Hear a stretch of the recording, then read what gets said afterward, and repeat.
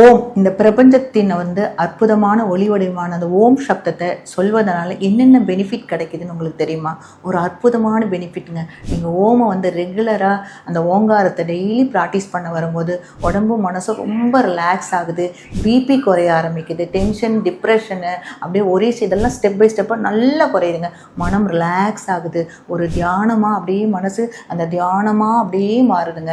அவ்வளோ அற்புதமாக இருக்குது. அந்த ஓம் சாண்டிங் அழகாக இப்படி நல்லா சப்தமாக நீளமாக சொல்லுங்கள். ஃபஸ்ட்டு ஒரு நல்ல மூச்சு எடுத்து வெளியே விட்டுட்டு நல்லா அமைதியான ஒரு இடத்துல உட்காந்துட்டு நல்லா கையை அப்படியே இந்த சின்முத்ராவில் வச்சுட்டு ரிலாக்ஸாக உட்காந்துட்டு ஓம் சொல்லுங்கள். நல்லா அடி வயிற்றுலேருந்து அப்படியே நல்லா சப்தமாக ஆழமாக நீளமாக சொல்லுங்கள். எப்படி சொல்லணும்னா ஓ